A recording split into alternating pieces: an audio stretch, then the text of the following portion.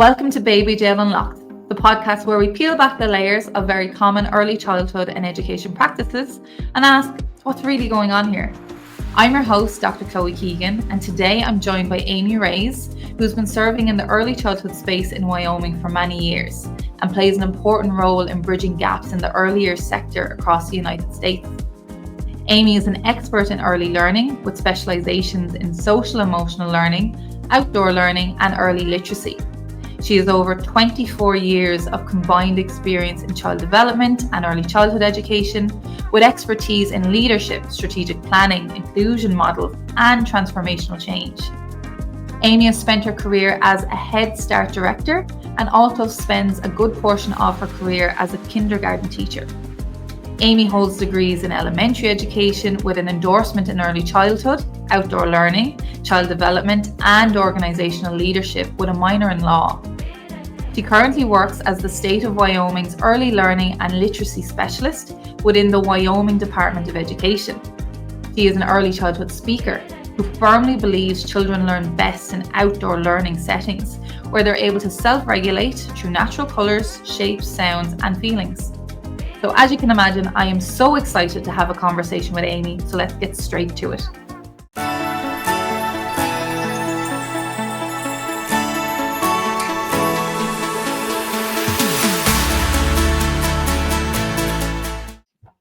Amy, thank you so much for joining me. It's an absolute pleasure to meet you virtually for the first time, but we have had a lot of back and forth on LinkedIn, so I'm so happy to be able to connect with you here. For people listening, what drew me so much to Amy is she's such a strong advocate on social media for all her work and her expertise, as I talked about in her intro. But what really drew me in is the fact that she's talking about these practices that we have normalized, but in a way that is quite, nuanced. It's very different to what we're told we should be doing in practice. So, Amy, I am so excited to get into all of these new perspectives that I think more people hold than we may let on, but you are someone that's actually coming to the forefront of it, and we need to hear more of that. So I might get straight into it with you, Amy. One of the things that drew me was your work on circle time, but advocating strongly against it. Can you talk to me firstly about, obviously as an educator, you may have been implementing circle time, but then obviously went against it. Just a little bit about that process would be great. Thank you so much for having me today, Dr. Keegan. I'm excited to be here. I'm excited to discuss these things and these strong opinions that I have on getting rid of circle time. And so I'm a trained educator. I spent my entire life in education, and I was the one that was doing 1, 2, 3, eyes on me, bubble in your mouth, sit at circle time. Let's go through this 30, 40-minute production of circle time. I was that teacher 20, 25 years ago. And the more and more I dug into the research regarding, just that really structured time, it opened my eyes, along with the fact that, I do site visits regularly. I spend a lot of time in pre-K classrooms where people are doing circle time. And it appeared to me that the bulk of the behaviors and the behaviors that weren't acceptable to the teachers were during circle time structures. And so it really got my wheels turning, and it got me thinking, there's got to be a better way to do this. There's got to be a better way to, we can teach those academic stuff, but we don't have to do it in that formal circle time setting. And so it's really just my own experience with it, and then my experience now from, going into the classrooms and really seeing what's going on. Amazing. And I might just for context for the audience, circle time, as we're talking about it, and I'm assuming we mean the same thing, Amy, would be the whole idea of you're all sitting in a chair, you all sit where you're told, you move based on the instruction of the adult, which is very different to anyone who might be thinking we're talking about, say, large group work or project work, which is very different. So we're talking about the very structured circle time where you're sitting in these seats and, you clap as you're told, you go along with the songs, but there's no child decision making. There's no child input. It's all very adult led. And Amy, what do you see currently in the visits that you're doing in terms of circle time? Is it a common practice still, or is it kind of evolving? What's your take? It is still a very common practice. I would say at least 90% of the classrooms that I'm in are still doing circle time. but it's mostly the teachers and the teacher assistants in the classroom going, stop moving, stop wiggling, stop hitting your friends, Yeah. stop touching your friends, stop being disruptive. And so it Mhm. really is pointless to get them all together in this structured environment. My strong opinions on the regimented circle time have not been favorable, and that's okay. Circle time offers its benefits in the traditional format, but the passive nature of circle time can lead to disengagement, reduce motivation to learn, challenging behaviors, and especially reduce oral language development. And so there's just no way to have those sort of things and have that open dialogue with the kiddos if everybody's saying sitting crisscross applesauce with a bubble in their mouth. Absolutely. And you, from your work, and obviously you're working with research as well to inform your work, it's evidence based. Any idea where the idea of circle time is coming from, or why it's still so common in early years? Because to me, it's very much replicating that idea of we're teaching children to sit still, as you've described. You're wanting children to sit still at a table, be quiet, do your work.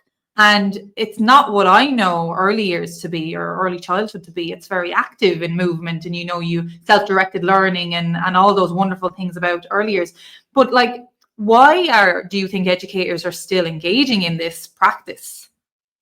I think it's just what we know, it's what we've seen. And so you go into a classroom, that's what you're observing when you're doing your student teaching. And so those are the things that you go out and you're trying to duplicate when you're on your own time.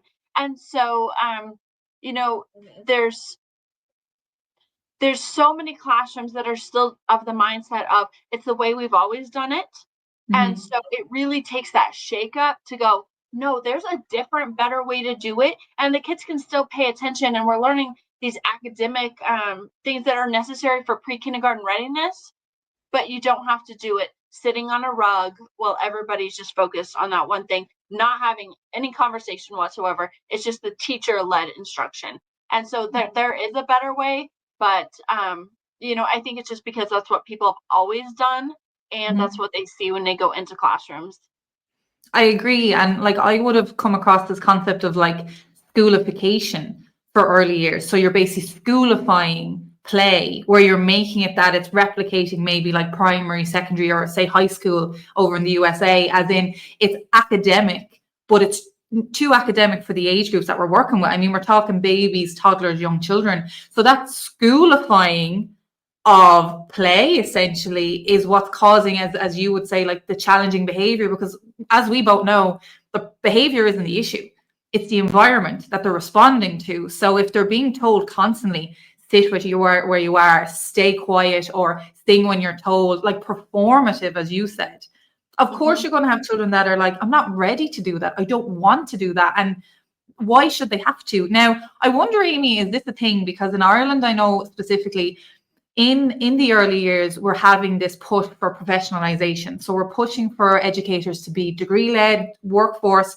to improve the quality of the practice. Great initiative, and it's working really well. But also what's happening is you have people that feel like in order to say they're a professional, a lot of people are replicating like primary teacher approaches that aren't for or appropriate for early years. So I'm wondering, is that where part of the circle time aspect is, where you feel like, well, I'm the teacher at the top of the room, everyone's sitting in a chair, and I'm telling you, I'm giving you all this information that you're going to just take, but it's quite passive learning. Like, would there be stuff or any kind of movements in the early years in the US or in Wyoming specifically, where is there a push for professionalization, and is that affecting the approaches, or what's your take on that? Well, as we talk about pre-academic readiness for kindergarten, obviously we're preparing them for that transition to the four-wall classrooms and how that looks in that K-12 space. But I mean, when you look at the fact that boys have to be physically moving to learn, their Mhm. brains enter a stage where when they're not moving, which is one reason why so many boys have a harder time sitting for long periods. Mhm. So, unfortunately, in too many classrooms, boys are expected to sit down and be quiet for most of the day, and that's the reason why so many boys dislike school, or the behaviors are on the rise, or whatever it is. And so if their bodies are sitting there and we're preparing them for the K-12 space and for all those academics that come with it, it's important to remember that play is learning, oral language is learning, and get their bodies up and moving, and that stimulates their brains moving at the same time. Because it's kinesthetic, Amy, like that kinesthetic learning style is exactly, we know we've multiple different intelligences, but like kinesthetic, and that would have been something I would have seen. So in my research, it would have been very obvious that you had the boys more likely to run around indoors, but that's because they were seeking more physical activity. And then equally, like you had, but it was interesting what I noticed, because when you had the girls run indoors, they weren't punished as severely as the boys. So would you notice anything like that? Like, I mean, you have in my case, there was educators where they would grab the boys. They were more likely then to be made sit down, do a jigsaw until you stop running, these kind of passive activities that they were being pushed towards. Are they practices that you would witness too, or what way are like boys, girls, I suppose, penalized for wanting more physical activity? Well, and I think about, risky play and how boys just thrive on stuff like that. And girls that are typically involved in risky play, oh, that's not allowed. We don't act like that. Sit down, cross your legs. Risky play is necessary for all. Especially if you think about the four walls classrooms, or the fact that preschoolers are spending 6 hours a day on electronic devices where their brains aren't able to actually keep up with everything else that's going around. And so when I think about that specific setting, boys versus girls, I think it's equally necessary that they all learn risky play and how play truly motivates the brain to be prepared for those academics in the future. Absolutely. And it's interesting how you see the divide between like how boys are treated versus girls, because in Ireland, or most countries I would be aware, it's a female dominated sector. Is it the same in Wyoming? It's a female dominated sector. Very much so, especially in early childhood education. I mean, it is very unlikely to see a male teacher in an early childhood education setting. And have you encountered settings where you have seen males at all? I've seen just very few, and they're typically in the K-12 space, not in that ECE space.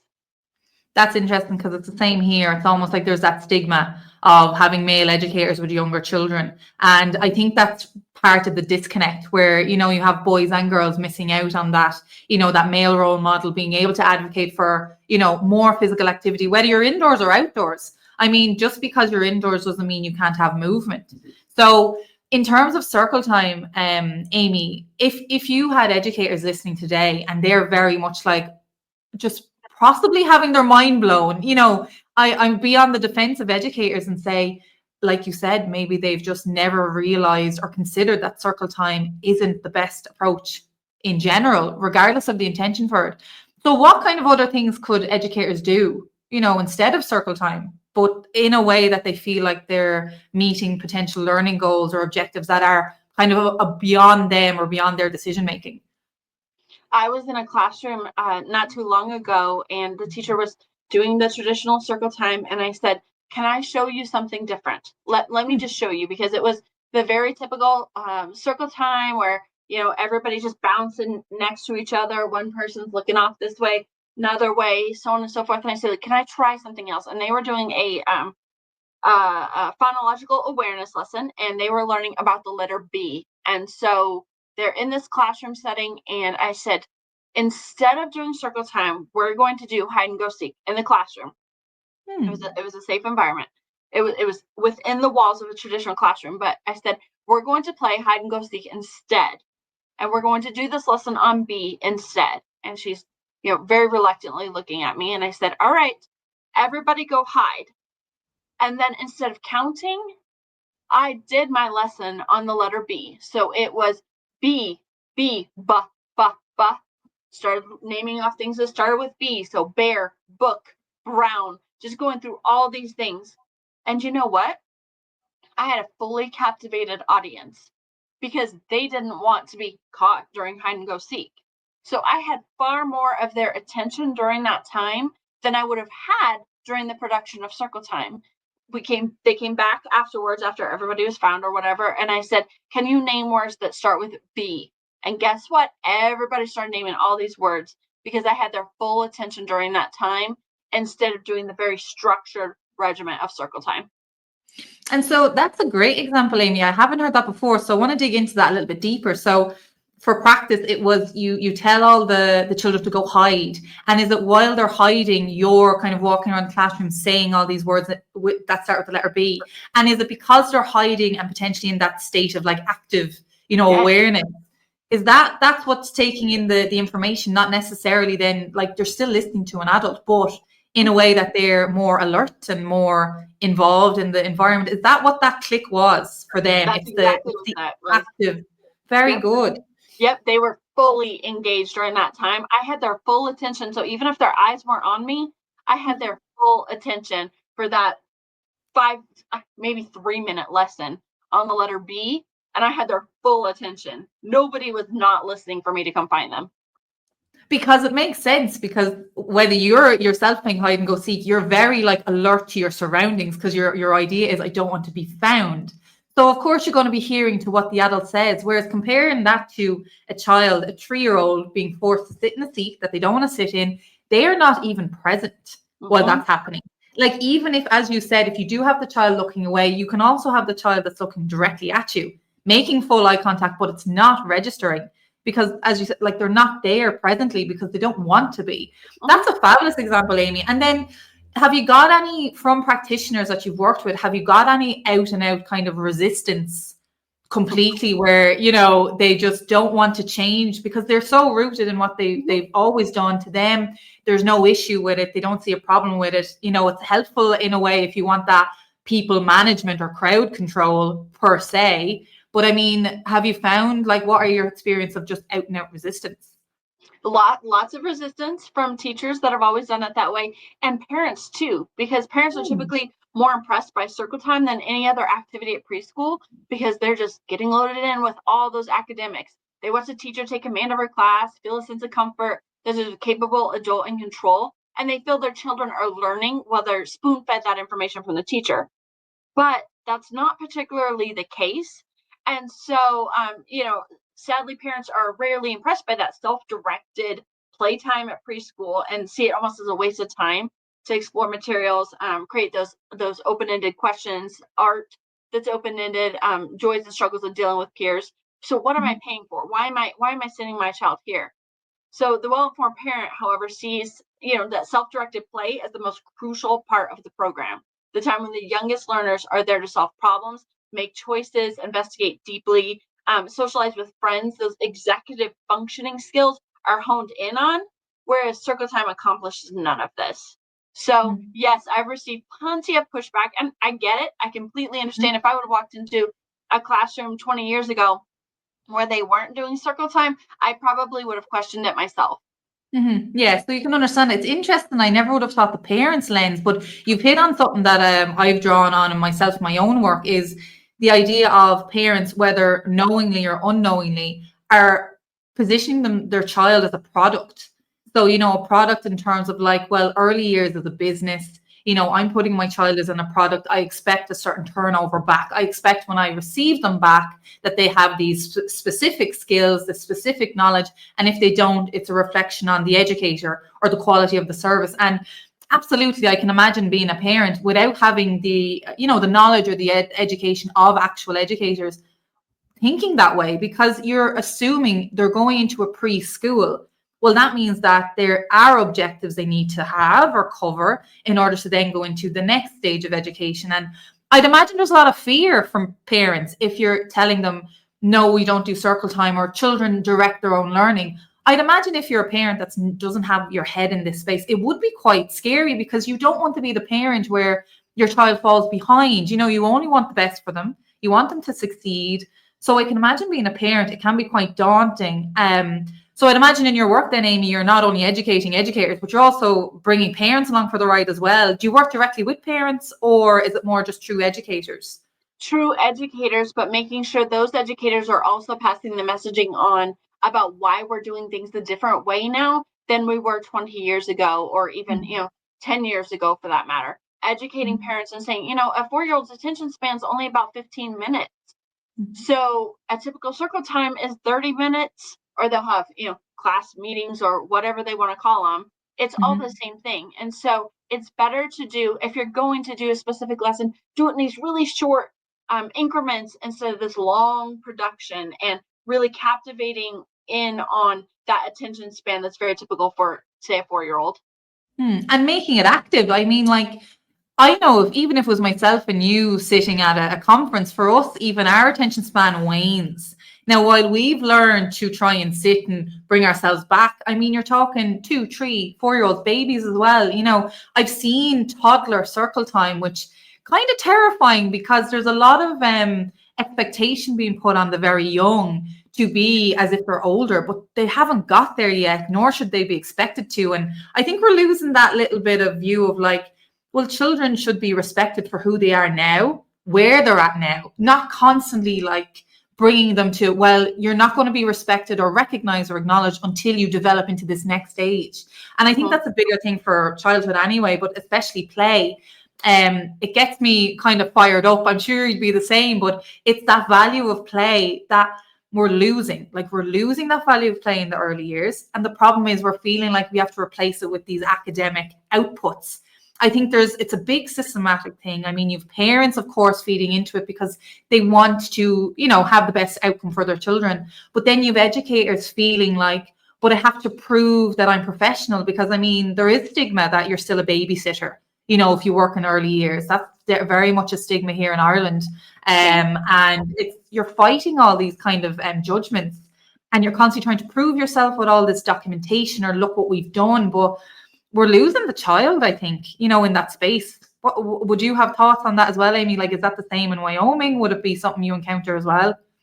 I agree 100%. It's meeting the child where they are. Mm. But, circle times is established part of the preschool day. The whole class Mm. assembles for various activities and so on and so forth, counting on the calendar, doing show and tell, so on and so forth. And like I said, I did this also. But Mm-hmm. by relying too heavily on circle time, teachers are ignoring the research that shows youngsters benefit more from that small group instruction. So get up, get off the rug, go outside, break into smaller groups, let kids be kids, meet them where they are, where their little bodies and their little brains are ready to take these things in. And so much of circle time is just sitting there quietly. I don't want to do that. Like you said, if you and I were to attend a conference, after about 15 minutes, even at a large scale conference where you have this incredible keynote speaker, the same thing starts to happen to me. I'm reaching down to grab my phone, or I'm starting to Mm-hmm. think about, oh, I wonder what's for lunch, or something like that, just because I'm bored. And so you think about it from those little bodies and those little brains, same thing's going to happen. Yeah, 100%. And like, even given that keynote example, it's I agree with you, because they were listening to someone that we're so interested in. It's not reflective of the keynote speaker. So it's not reflective of the content the educator's delivering. It's just reflective of the fact that you're being made sit and look and not engage. But I mean, we both definitely witnessed children engage in deep play. So, like, deep play is fascinating, and it's so much more interesting for us as adults to look on, because we would have done that as children. But I Mhm. think we're also forgetting that, look, a child being fascinated by mud, they don't have to then be moved into, okay, well, I have to sit down now and do my jigsaw so I learn how to concentrate for longer. They have the Mhm. concentration. They have that interest level that could go on for hours if they really were allowed to. But that kind of structured routine and starting it off with the circle time, I know a lot of preschools would start that as the start of their day, as in, Mhm. to even do attendance. So it's become almost as well as an admin task, almost as well. And like, keeping, like, I've seen different ways that circle time is done, where each child has their name on a chair. So it's very obvious if you're not in. It can be quite isolating as well, the way they've delivered it. What kind of ways have you seen, like, circle time being delivered? That's or is it all the same? Is it typically children sitting in a circle, or is it done in different kind of creative ways? It's typically done on the circle. Everybody has their spot that they sit in, and so they're sitting Mm. in their own little space. And not to mention endorification and the struggles that Mm. come with that at the same time. Yes. But so you could take that and go into an outdoor space with it as much as like to. But specifically regarding circle time, it all looks the same. You can call it your class meetings, you can call it your check-ins. They keep changing the name of it, but it's the same concept. It is still the exact same concept. Children sitting there, with being punished for their eyes not being fully locked in on the teacher and fully engaged on what's going on. Never mind, their brains aren't ready for that. They don't have the capacity for learning in that specific space. They learn through play activities and play-based learning much, much more efficiently than during a circle time regimen. And I saw a recent post you put up, Amy, and I was fascinated by it. And I had to draw on it with you today. It was the idea of your like calendar time. So you've talked about calendar time. Can you talk a little bit about that? Because I just found that fascinating. Oh my goodness, I was just expecting to get so much pushback when I posted because I'm like, oh gosh, here we go. But specifically, I said, why do preschoolers need to know the day of the week? Like, they don't need to know the days of the week. It's not meaningful skill, nor is it necessary skill for a young child.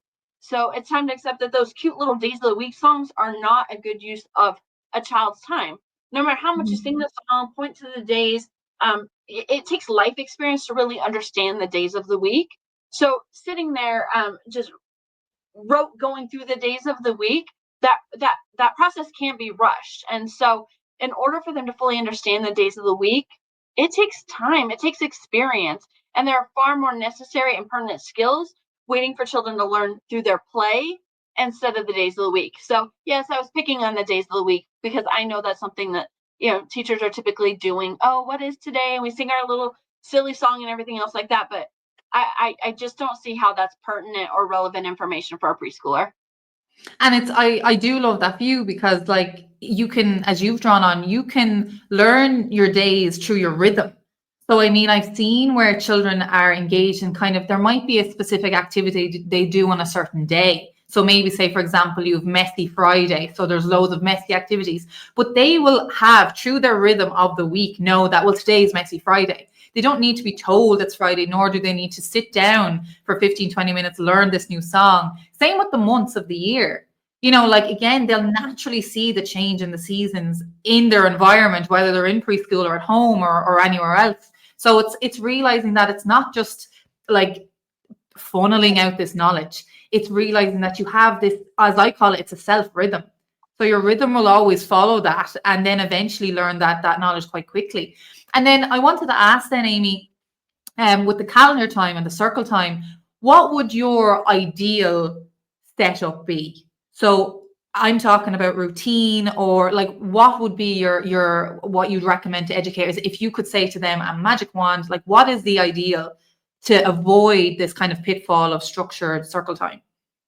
Well, eliminating or even significantly reducing circle time, it can lead to a more engaging and developmentally appropriate learning environment. So, by shifting into small groups and individualized learning experiences, teachers can cater to each child's unique strengths, interests, needs, fostering that flexible, child-centered approach to education.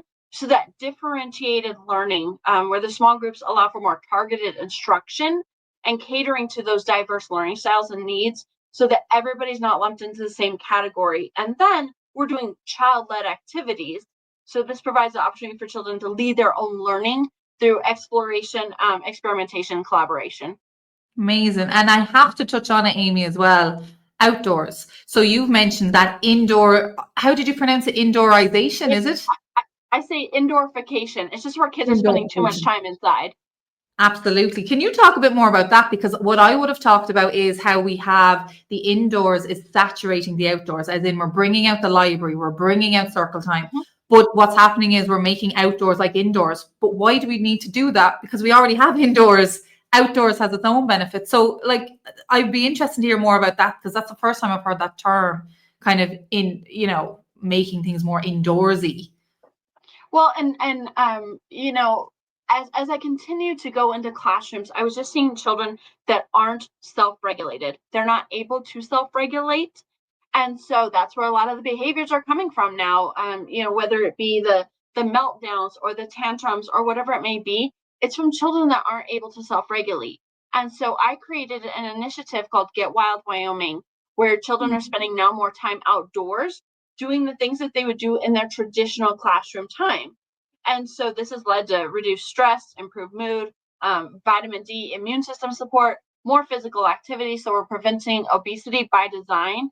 And then this space of enhanced creativity and imagination, and then improved attention and focus, problem solving, critical thinking. I could go on and on about the benefits of spending time outdoors, even beyond those structured educational settings. It fosters this physical and mental well-being that promotes social skills and enhances cognitive development. So it encourages that risk taking and that development of life skills, all while reducing stress and fostering that connection with nature. And it's interesting as well, because how did you find you're in this job 24, nearly 25 years? Did you see a massive shift after, during, or COVID, where Post-COVID, practice was yes. massively changing? And was there a massive difference, or what was the shift? It's definitely post-COVID, and just going into classrooms. When I was teaching, we'd have a couple of kids that were on behavior IEPs, and now Mhm. I'm going into classrooms where 3/4 of them are on these really structured behavior IEPs, and Hmm. in my opinion, 90% of them can be directly connected to self-regulation. Mhm. How are children able to self-regulate, self-soothe, and do all those things when they're in these four walls? And so this endorphication is providing this perfect storm for these behaviors to be on the rise. So what I'm doing is teaching children to self-regulate through sounds of nature. And so whether it's, hey, I'm feeling a little antsy. Okay, so I can sit here and I can pluck the grass, or I can concentrate on the clouds above me, or hear the birds chiming around me, whatever it may be, and learning to soothe myself that particular way. And you're not able to do that in an indoor classroom. Hmm. And that's an interesting point, because what I would have tried to do, I was working in a preschool before at very small outdoor space. And what happened was it was rostered. So you had to wait for your 30-minute slot to go outside, and then you had to be in by the end of it. But what we tried to do was, say indoors, you're trying to bring outdoors in. So even if it is like having that moment of, okay, like, can we find something that's green, like a tree or a leaf, So you're trying to do it in a way that maximizes what you have. But also what we would have done is we would have gotten rid of tables and chairs, not necessarily out of the room, didn't have storage, but it would have been that everything was backed away, so that at least they could kind of try to replicate some sort of space that they would have had outdoors. Because if we're looking at indoors and outdoors, we know children thrive outdoors, but what is the biggest thing? It's not usually full of stuff. It's not usually full of chairs and tables and, That places serves that they're one being, purpose. that serves one purpose, exactly. And it's usually just for the child to sit on. I mean, God forbid if they try to climb on it, that's a penalty, And then that whole idea then of children being able to move more outdoors, and that comes through that self-regulation. So there's a big point here that I really want to draw out for listeners, is that idea that if you're having challenging behavior in children, and it's linked back to, as you said, Amy, that self-regulation, it's certainly going to be looking at your environment. If your environment's really structured and you're constantly telling children what to do every minute of every day, they're going to be dysregulated. I mean, whether that's indoors or outdoors. Now, of course, outdoors is great for being able to to center yourself more. But what I would love to be able to kind of draw more on is the fact that even with outdoors, if you didn't have a big outdoor space or access sometimes to outdoors, we should be in indoor environments that provide for that.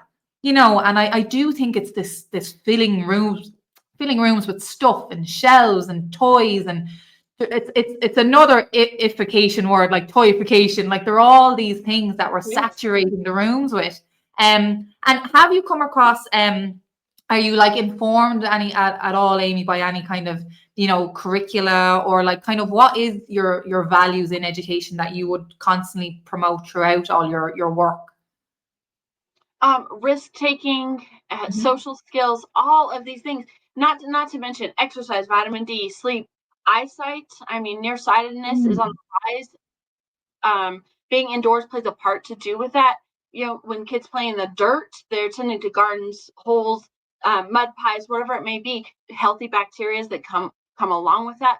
There's all these things that are exacerbated by being outside in the best ways. Yeah, 100%. And just to kind of wind us down now, Amy, because I think that's so much for people to digest, because not only are we breaking down very common practices and practices that people may have never questioned before, but we're also like breaking down that whole idea of, well, that in, as you said, say it to me again, endorphication. Endorphication, my word of the day. I love it. That is something that I think needs to be kind of looked at more. And even for listeners to be able to go into their classroom on Monday and look at, well, am I endorphing my curriculum? You know, am I basing everything on being indoors, even outdoors? Like, is your outdoor environment replicated on your indoor classroom? And how can you kind of make it that your outdoors is actually outdoors and is beneficial of the outdoor values of being, you know, movement and sensory and all those things that make outdoors beneficial. So yeah, so Amy, just like to draw a close to this, because there's so much here that educators can really pull on, but I'm very much thinking of that person that's listening to this going, my mind's blown, I want to do it all, but I don't know where to start. So what would be kind of simple, practical advice that an educator could nearly take into their classroom on Monday? Scrap circle time. Stop doing it. Stop It's doing gone. it immediately. It's gone. Immediately. So get rid of circle time. And then if you are insistent on doing those activities that you're doing during circle time, take it outside. And so whether it be on some carpet remnants, doing it on some stumps, or even if you don't have the most ideal setting and you're sitting on the edge of the parking lot and we're going to chart the cars that are coming into the parking lot, whatever it may be, consider doing it outside instead. And I'm not trying to sell you on a new curriculum that you have to frankenpiece together. It's something that you can do right now. Whatever you were going to do, just take it outside and do it instead. But do it in small group instruction time instead of circle time. Those would be my pieces of advice. Amazing. And then I would love to be able to hear then people's comments on this, because I know this is something that people might find a bit daunting, but it would be great to be able to see that kind of you're really advocating for this revolution. Scrap circle time. I mean, there's no question about it. It's gone. But also you did say like the small group time, like if they have to. So obviously would your ideal then be that it's a case of you shouldn't have really instruction-based activity, you know, is that kind of your lens of having completely self-directed for children? It would all be play-based learning. And so figuring out a way to incorporate play into it. And so it's not that teacher-centered instruction anymore. It's creating an environment for this play-based learning instead. Yeah. And then a final question, can you have a play-based curriculum with circle time? No. Great. Thank you, Amy, so much. You've been an absolute star. Is there anything else that you want to add then to our Irish audience that primarily will be watching this, but also just for people in general who might be listening to this? Any more words of wisdom before we tie it up? I'm happy to support anybody anywhere as we go on this revolution together of getting rid of circle time and taking our classrooms outside. So you can find me on LinkedIn or you can email me. I hope my contact information will be attached because I want to make sure everybody gets this information and really starts changing those practices that have been gone on for too long. I will link to everything for contacts. And do you have a hashtag yet for your scrap circle time, or is that a hashtag that you're working on for the revolution?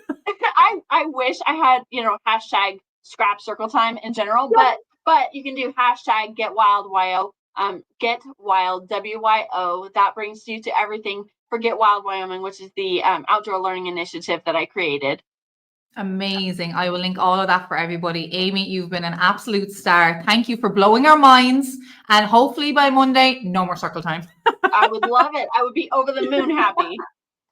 Thank you so much, Amy. A pleasure. Thank you.